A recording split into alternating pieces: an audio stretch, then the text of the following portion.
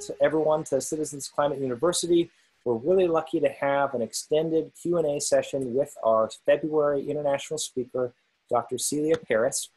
Our February guest was Dr. Paris. She's an assistant professor in political science at Loyola University and is currently working on a book manuscript that explores whether Madisonian ideals for deliberative and collaborative political decision-making have lost their appeal in today's world.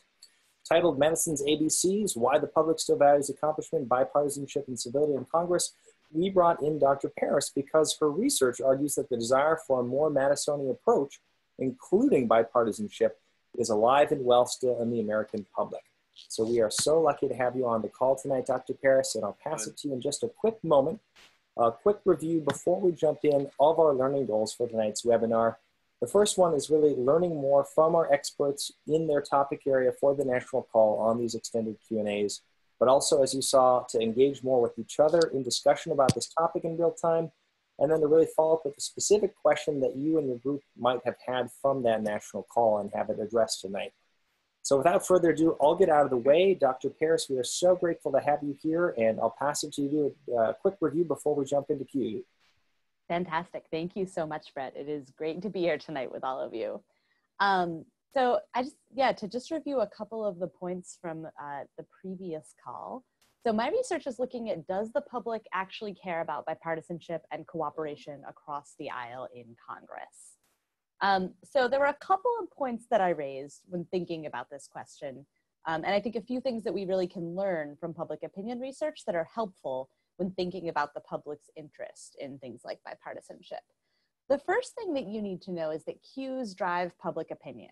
So for most people, politics and policy issues are not at the top of their daily priorities. They're not paying a ton of attention to politics often. They sometimes struggle when asked questions about sort of not just the details of policy, but even sort of who's in office and what they're doing in office.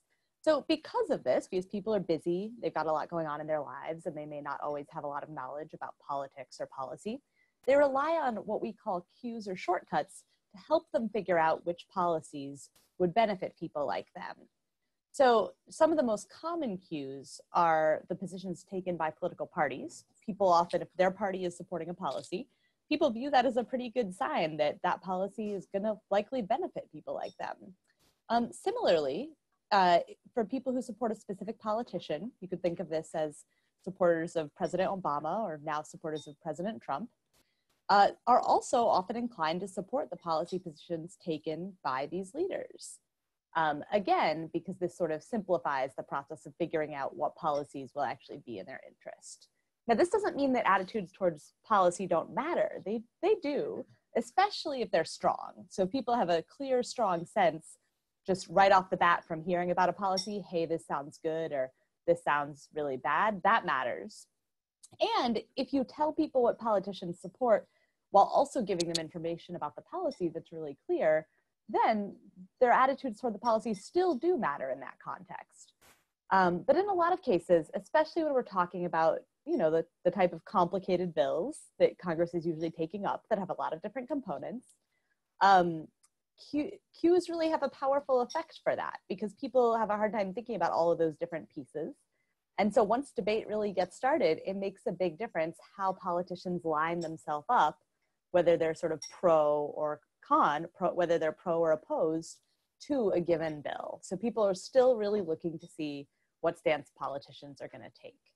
And this is important to know, that because cues like a legislator's position on not just climate change, but also on what kind of policies might help climate change, and what they sort of indicate by the groups they join, like the Climate Solutions Caucus, have the potential to matter a lot for public opinion. We know people are looking to politicians to figure out what policies would be beneficial. So that's the first thing. The second thing that I wanted to highlight in my talk was that because we don't have a clear sense of how strongly people feel about bipartisanship, because we know people say they like it in polls, but also we see so much partisanship around us, that really calls into question how serious people are in their supposed desire for cooperation.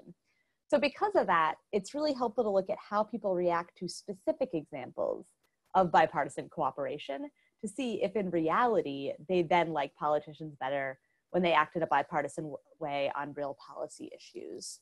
So in my research to test this, I had two different studies, each of which addressed a different sort of complicated policy issue. One was unemployment and the other was immigration. And I had people read a story about a policy debate in Congress on each of these issues. I was choosing fairly non-controversial policies that get a lot of public support. And I was looking to really disentangle how people react to the same policy when it's supported by a bipartisan coalition versus a partisan group, so just the Republicans or just Democrats in Congress. And I wanted to really differentiate that from the tone of the debate, so whether members of Congress are being polite to each other or being kind of disrespectful, and whether the bill passes or fails. Because it could be that people like bipartisanship, but that's only because they associate it with politeness. So if you control for that in a debate, you might find that people don't care that much about it. But that's not what I found. I found that bipartisanship does matter. And it matters in a couple different ways. It gives people a lot more confidence in Congress when they see a bill that has bipartisan sponsorship. And additionally, the way they think about the bill is different. So if they see a bill supported by their own party, and if they see a bill supported by a bipartisan coalition, even if those actually have the same exact policies, people are going to support it about the same amount in each case, and they're going to see it as ideologically similar. And you might say, well, of course, it's the same bill, but that actually doesn't happen if they think the bill is supported only by the other party. In that case, they view that bill as much more ideologically extreme, and they are less inclined to support it. So that really tells us that when people are looking at a bill that only has the support of one party, half the population is, or roughly half the population is seeing that bill as potentially suspect, as potentially extreme, and less likely to be beneficial. So, you know, so that partisan bill, it potentially loses you half the population. And I think that really highlights why bipartisanship can be beneficial. Let's hit the next slide, Brett. Yeah, so, and then it's not even just limited to how people think about the policy or the bill at issue or about Congress. It also has these very tangible benefits for the specific representative. So specifically, people who are from the opposite party as a legislator like that legislator a lot better when that person engages in bipartisan cooperation. And people from the same party are sort of indifferent. They don't really care if that legislator is part of a bipartisan coalition or if that legislator is just working with their own party. Now, there is one exception I found to this, which is minority voters on immigration issues seem to react negatively to bipartisan compromise. And I think some of that might be their perception of the risk of trade-offs in a bipartisan group. And so I think, you know, with issues that really hit very close to home for folks that are very personal, you could potentially see penalties if people are worried that they're going to be sold out through bipartisan sponsorship. But most issues are not necessarily like that. And I would venture to say, I don't think climate change is an issue that's like that. I think it's more like unemployment, which is to say this is an issue that for most people, it's a big, broad social problem. And I think I think there's a little bit of a difference there. And I will also say that folks see the legislator who acts in a bipartisan way as somebody who's actually listening to the views of voters and to the arguments of other representatives. And in some cases, I found this even makes them view that representative as less self-interested, which is big. We know people tend to think of politicians as very self-interested.